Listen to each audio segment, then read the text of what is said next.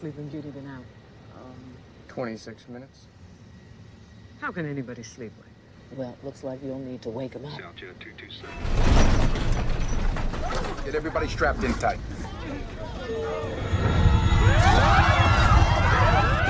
Stingray, pull up. You're gonna need drag. I want you to throw out everything you got. The speed. 315. We're gonna roll it, okay? What do you mean roll it? Gotta do something. I got control.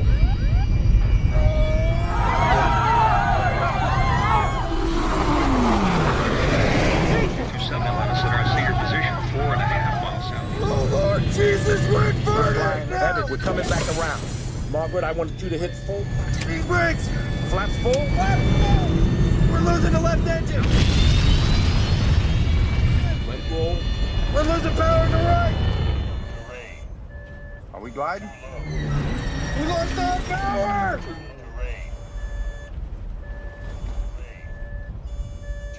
Glide. Pitch for glide.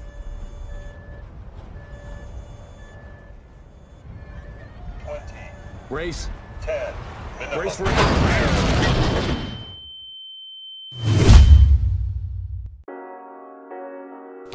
Halo hitters dari seluruh penjuru dunia, kembali lagi dengan saya Asep Goyobot.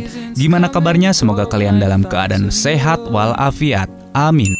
Kali ini saya akan menceritakan kisah yang tidak masuk akal. Film yang diangkat dari kisah nyata menceritakan seorang pilot maskapai penerbangan berpengalaman yang secara ajaib berhasil mendaratkan pesawat setelah mengalami bencana di udara dan berhasil menyelamatkan hampir seluruh penumpang. Namun kondisi berubah saat kasus kecelakaan tersebut diusut tim investigasi kecelakaan. Apakah yang sebenarnya terjadi? Simak kisahnya sampai habis. Tapi sebelum dimulai mohon dukungannya dengan klik tombol like, share, dan subscribe. Tanpa berlama-lama lagi mari kita simak alur cerita dari film Flight.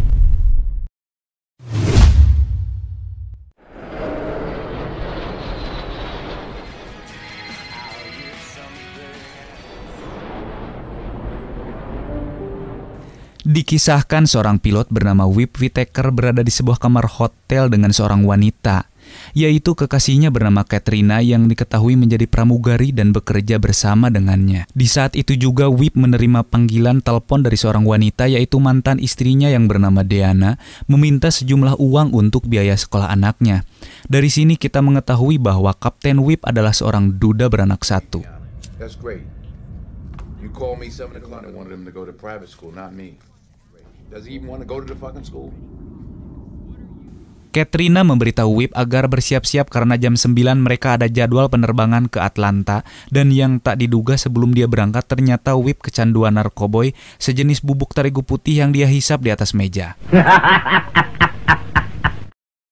Singkat cerita, Whip telah sampai di pesawat dengan memakai jas hujan karena kondisi cuaca saat itu hujan lebat mengguyur bandara tersebut. Kemudian dia pun masuk ke dalam pesawat dan bertemu dengan kopilot muda bernama Ken. No, ma'am. Thank you. No, thank you, sir. Sure. Scene pun berpindah ke sebuah apartemen di mana ada seorang wanita yang kelihatan dari matanya sayup dan menandakan bahwa dia adalah seorang pecandu narkoboy bernama Nicole Magen. Kemudian dia pergi menemui temannya bernama Kip untuk meminta 2 gram karena dia membutuhkannya.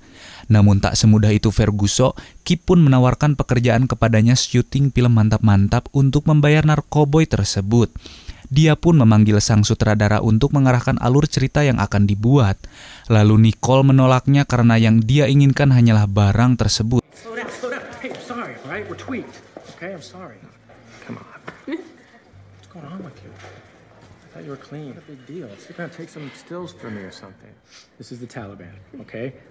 Very heavy, okay? I haven't used needles in weeks. Nicole pun akhirnya mendapatkan barang tersebut dan pulang ke apartemen.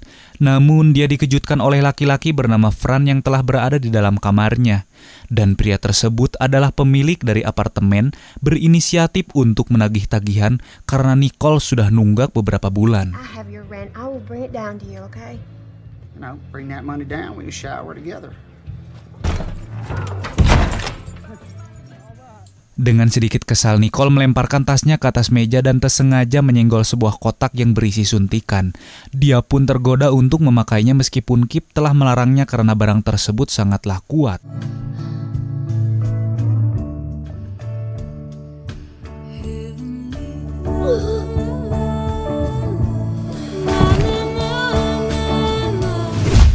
Scene pun berpindah ke Kapten Whip dan saat ini pesawat telah bersiap untuk lepas landas meskipun keadaan di luar hujan lebat. Lalu pramugari pun menyuruh para penumpang untuk duduk dan memakai sabuk pengaman keselamatan. Engine instruments are in the green. Like a video game, right? There's speeds alive both sides. 80 knots across. Pesawat pun lepas landas dari bandara tersebut dengan menerobos hujan angin dordar gelap. Di saat kopilot akan menyalakan mode otomatis, tiba-tiba Whip melarangnya dan dia mulai mengendalikan pesawat itu. Don't want autopilot, I'm flying today. Delta 227 on landing. What are you doing? Leveling off. Guncangan pun begitu kuat sehingga membuat para penumpang ketakutan. Karena pengaruh dari obat terlarang itu yang membuat Whip percaya diri pesawatnya bisa keluar dari badai tersebut. Hingga akhirnya... You're overspeeding, sir. Trying to get out of this shitty air. Transponder indicates you're descending. Departure, this is subject. You're way too fast for this rough air. I'm right on the line, settle down. Matahari pun jelas terlihat di depan mata dan pesawat itu telah keluar dari badai tersebut. Kemudian para penumpang bertepuk tangan karena kehebatan dari Kapten Whip telah mengeluarkan mereka dari badai yang besar itu. Pesawat pun kini telah berada di mode otomatis dan Whip keluar dari kokpit pesawat untuk meminta maaf atas guncangan yang terjadi barusan sambil membuka 2 botol minuman beralkohol berukuran kecil yang dicampur dengan jus jeruk. I want to apologize for the air might get a little cranky, so we're going to ask that you remain in your seats. Evidently, Florida doesn't like us Georgians. If you look up, you'll see me here in the forward galley. I'll wave to you. We won't have beverage service today, but the flight attendants will be going through the cabin. I'll be on the ground in Atlanta in 40 minutes. Thank you. Whip kembali ke kokpit pesawat dan tertidur hingga setengah jam lamanya. Lalu ketika kopilot itu mulai menurunkan ketinggian pesawat, tiba-tiba...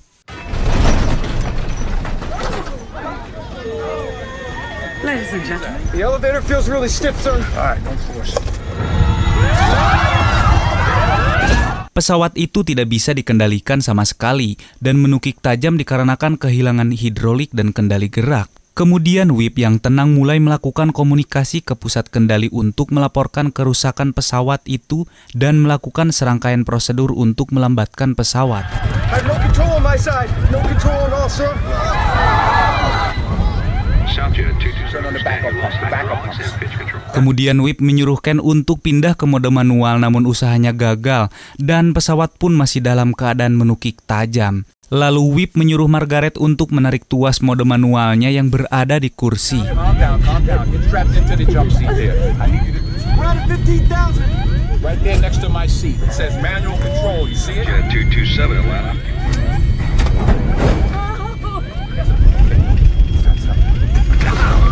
Ken ketakutan karena daratan mulai terlihat nyata di depan matanya. Kemudian Whip mencoba satu cara gila yaitu membalikan pesawat tersebut agar berhenti menukik. Evan, listen to me. When I say I want you to retract the flaps to push these forward, full power, full throttle, we're gonna roll it, okay? What do you mean, roll it? Gotta do something. Okay, here we go. I've got control. Margaret, power! Akhirnya Whip berhasil membalikan dan membuatnya bisa sejajar, sehingga pesawat itu dapat terbang. Namun yang tak diduga adalah imbas dari posisi terbalik itu membuat kedua mesin pesawat rusak dan terbakar. Atlanta Center, Southjet 227, we are inverted. Look at me, I'm ready to go. Atlanta Southjet 227. Whip terus berkomunikasi dengan pusat kontrol dan meminta pendaratan darurat di Bandara Atalanta. Namun menurut perhitungan dia, pesawat itu tidak akan mampu sampai di bandara tersebut dan dia akan melakukan pendaratan di lapangan terbuka. Whip, sang pilot berpengalaman yang mempunyai 1000 jam terbang, mulai menyuruh Ken dan Margaret untuk membalikan pesawat ke posisi semula. Karena kalau dalam posisi tersebut mereka semua akan mati tanpa kepala. Ih, serem. We're losing the left engine. Southjet 227.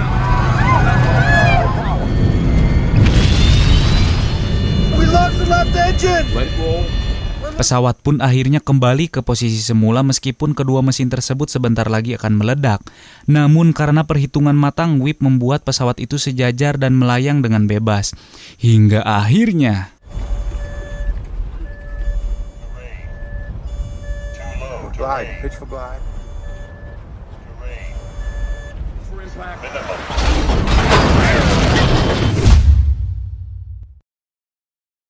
Akibat dari guncangan hebat itu membuat Whip dan Ken tak sadarkan diri.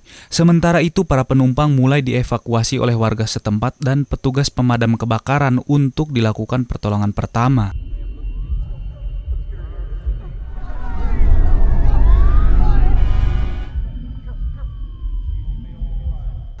Singkat cerita, akhirnya Whip sadar dan telah berada di rumah sakit. Di sana dia ditemani oleh temannya bernama Charlie Anderson. Tak lama kemudian datanglah petugas NTSB atau disebut dengan petugas investigasi kecelakaan untuk menanyakan penyebab dari kecelakaan tersebut. After a major incident like the one you had today, I'm Craig Matson from the NTSB. I am required to inform you that this incident did result in the... Menurut informasi yang didapat oleh tim NTSB, dalam kecelakaan tersebut 98 orang selamat mengalami luka ringan dan bisa pulang. Lalu kabar yang menyedihkan adalah 6 orang tewas, yaitu 4 penumpang dan 2 pramugari yang ternyata salah satunya adalah pacarnya Whip, yaitu Katerina. Amelia Satow and Katerina Marquez. How much do you remember your pilots union? Mr. Anderson will be our contact.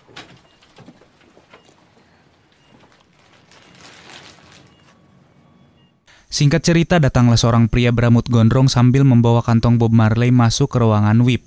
Dia bernama Harling. Dia adalah pengedar narkoba yang disuruh Whip untuk membawa rokok, minuman ale-ale, dan adem sari cingku. You smoke your nuts off, champion. Hell, if I was you, I'll just Take the fucking vodka with you. And I know my customer. Take the vodka with you. Take the vodka. Whip pun tertidur pula sampai dia terbangun karena petir yang begitu keras terdengar di seluruh penjuru langit. Kemudian dia bangun dan mencari tangga darurat untuk menyalakan rokok yang dia dapat tadi. Di sana dia bertemu dengan wanita yang tadi kita bahas, yaitu Nicole. Dia dibawa ke rumah sakit karena overdosis oleh narkoboy. Devious minds think alike. Were you on that plane? Don't go. Just sit and smoke with somebody. Di saat sedang berbincang, datanglah pasien kanker bernama James yang sama mencari celah untuk merokok di tangga darurat. Mereka pun saling berkenalan satu sama lain. James yang divonis mempunyai kanker memberikan petua kepada Whip dan Nicole mengenai peran Tuhan yang mengatur segala sesuatunya di dunia ini. Soft tissue sarcoma, very rare. God chosen. Does that scare you? Plane you're flying goes down out of your country. Yeah, I bet you're a stupid fucker. You don't believe in God. Whip yang kelihatannya menyukai Nicole akhirnya meminta alamat dan kemudian hari dia akan datang ke rumahnya. You say you're a masseuse. What kind of masseuse? I live in Bankhead, near the bus station. I live at the Georgian Terraces. Singkat cerita, sesuai perintah dari Whip, akhirnya mereka pulang dari rumah sakit tersebut. Kemudian Whip berencana untuk pergi ke peternakan miliknya untuk menenangkan diri di sana. Dan sesampainya di sana, puluhan minuman keras yang ada di rumah dibuang sampai tak bersisa. Di sini kita menyimpulkan bahwa Whip menyesal telah terjebak dalam lubang hitam yang mengakibatkan 6 orang meninggal dunia.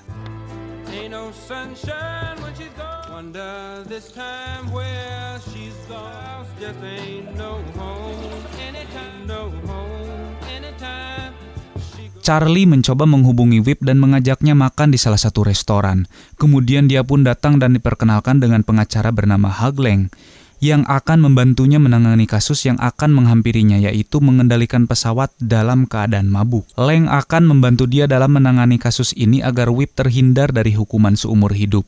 Namun Whip yang masih terpukul karena kecelakaan yang menimpanya belum bisa menerima bantuan tersebut karena menurutnya tidak ada yang bisa mengendalikan pesawat itu dan berhasil selamat. Is he? Yeah, he is. Collects blood, hair, and skin report shows that you had alcohol That made the tail of the plane explode. a couple of beers. Yeah, a couple of... Thanks for coming. Yeah. Akhirnya dengan perasaan kacau beliau, Whip membeli 1 krat minuman dan menuju ke alamat Nicole. Namun tak diduga adalah Nicole menerima perlakuan kasar dari pemilik apartemen. Kemudian Whip membayar semua tagihan itu. Fuck off, keep your fucking hands off. Owe me $1,100. There's $400 cash. You okay? Nicole yang bingung luntang-lantung tepara ruguh akhirnya ikut ke peternakan Whip dan tinggal bersama di sana. Lalu sesampainya di rumah, Nicole yang beres mandi memakai baju dasternya mendekati Whip dan mulai memijit bagian kakinya. Namun tak lama mereka yang suka sama suka mulai melakukan adegan mantap-mantap. Ih, cikiwir.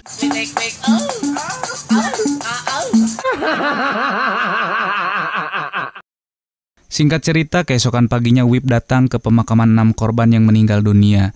Di sana dia bertemu dengan temannya bernama Margaret. Kemudian dia mengajak Whip untuk melihat pemakaman itu, namun dia menolaknya. Alasannya karena dia tak mampu untuk melihat wajah dari korban kecelakaan. Whip meminta bantuan pada Margaret untuk memberikan kesaksian palsu, yaitu menginformasikan pada NTSB bahwa dia tidak mabuk saat melakukan perjalanan. Tapi Margaret yang telah lama mengenal Whip selama 15 tahun bimbang dengan permintaan darinya. Investigation. NTSB is investigating the crime. 11 years, Whip. Right. Yeah. Well, I'm a little nervous. That you and Trina went to dinner and you had 2 glasses of... It's a lie, Whip. Setelah menemui Margaret, Whip pergi ke sebuah rumah sakit di mana kopilotnya dirawat. Dia pun mengatakan hal yang sama pada Ken. Namun Ken tidak membeberkan apapun pada pihak NTSB dan meyakinkan Whip bahwa semua kejadian ini adalah suratan takdir dari Tuhan. Shared my opinion about your physical state. That crash was preordained. Will you pray with us? Singkat cerita, Nicole yang baru saja pulang dari tempat kerja menghampiri Whip yang mempersiapkan pesawat Cessna-nya. Dia berencana untuk kabur dari penyelidikan ke suatu tempat bersama Nicole. Namun Nicole pun sadar bahwa apabila Whip melakukan hal itu, dia tidak akan pernah sadar dan tetap mengkonsumsi minuman beralkohol. Mereka berdua pun pasya alias bertengkar sehingga membuat Nicole akan pergi dari kehidupan Whip sang pujaan hatinya. Saat Nicole sedang mengemasi barang-barangnya, Whip mencoba untuk merayu agar dia tetap bertahan bersamanya. Namun keputusan Nicole yang sudah bulat, dia meninggalkan Whip dan meletakkan sepucuk surat untuknya di pagi hari.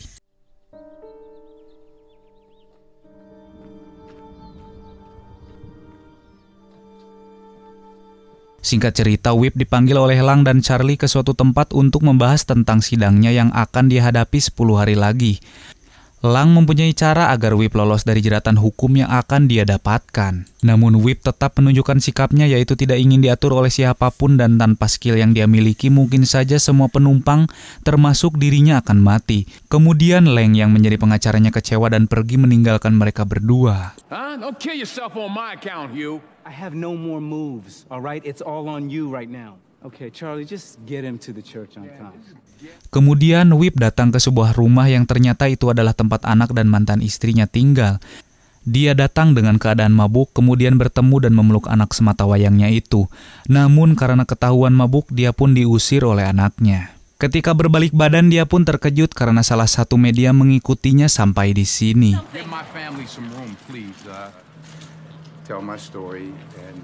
Singkat cerita, Whip meminta bantuan pada Charlie agar memberikan fasilitas menginap karena kini media telah mengetahui rumahnya yang berada di peternakan.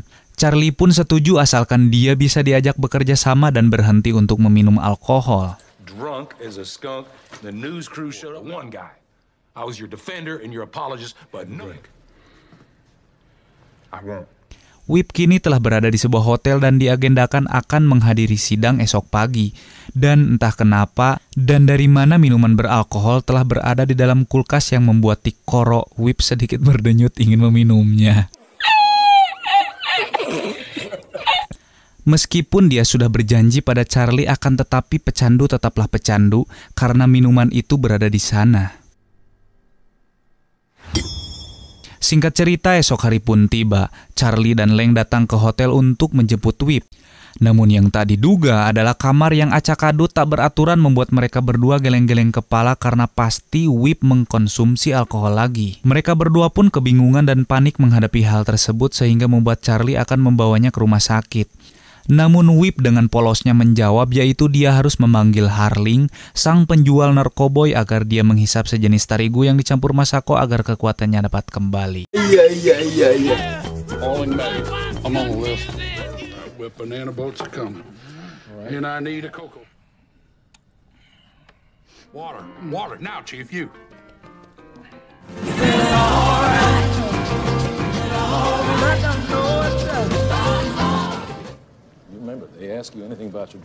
Sesampainya di sana, dia dihadapkan dengan beberapa bukti yang disampaikan oleh ketua NTSB bernama Alan Block. Dia memutar rekaman dari black box dan menunjukkan simulasi video ketika Whip membalikan pesawat itu.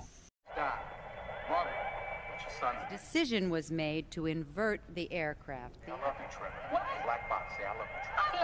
Just decision to invert the aircraft to roll, and I quote, bold and remarkable. Semua audiens bertepuk tangan atas apa yang dilakukan Kapten Whip sehingga dia bisa menyelamatkan beberapa penumpang dan awak pesawat. Namun ketika Alan mulai bertanya tentang apa yang dilakukannya 3 hari sebelum kecelakaan, membuat Whip berkeringat. Did you consume any alcohol or ingest? No, I did not. Now, or have you ever had a problem with alcohol dependence? No, I did not. Whip pun menjawab pertanyaan dari Alan dengan tenang, dan kita tahu bahwa dia berbohong tidak mengkonsumsi minuman beralkohol, meskipun bukti forensik menyebutkan bahwa ada kandungan alkohol dan kokain di dalam darahnya. Kini Alan mulai berbicara atas dasar sumpah yang telah dia ucapkan sebelum menjadi pilot. Kini pertanyaan lebih menjurus pada masalah pribadinya, yaitu mempunyai hubungan asmara dengan Katerina, sang pramugari yang membuat perasaan Whip bercampur aduk. Colleague, but you knew her outside of work? Are you aware of that? You know Miss Marquez had a drinking problem? Alan menunjukkan barang bukti, yaitu 2 botol vodka yang berada di pembuangan dekat kokpit pesawat, dan bertanya siapa yang mengkonsumsinya karena tidak mungkin penumpang yang membawa barang tersebut, karena waktu itu Whip menyuruh Margaret untuk menghentikan layanan minum. Yeah, I'm aware of it now. Did you know Miss Marquez had a drinking problem? No, I did not. Dan yang terakhir, Alan menunjukkan foto Katerina di depan audiens karena pihak forensik menemukan bahwa kadar alkohol di darahnya lumayan tinggi. Dia pun bertanya pada Whip apakah Katerina yang membawa 2 botol itu. Aware that she was twice treated for alcohol addiction. The last toxicology report is the only toxicology report that is it. Katrina did not drink that vodka. Yes, well, however, is it your... Because I drank the vodka.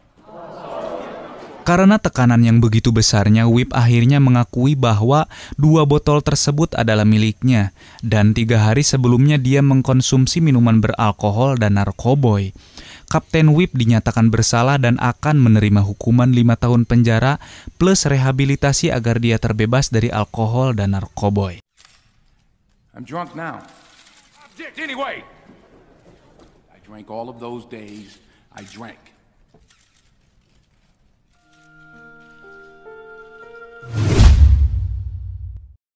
Kini Whip akan menjalani hidup dalam penjara dan mengisi hari-harinya bersama tahanan lain. Tubuhnya terkekang dalam ruangan penjara, akan tetapi dalam batinnya dia terbebas karena bisa berhenti minum alkohol. Kemudian, film pun tamat. Aduh, sedih Bray aslinya film ini. Bayangin aja nyelamatin orang dari kecelakaan karena ide briliannya, tapi malah dipenjara karena alkohol dan narkoboy. Ah, sedih we.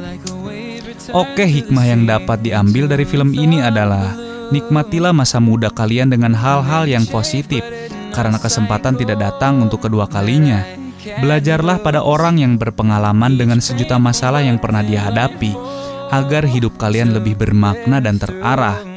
Bersama saya Asep Goyobod, mohon maaf apabila banyak salah kata. Wassalam.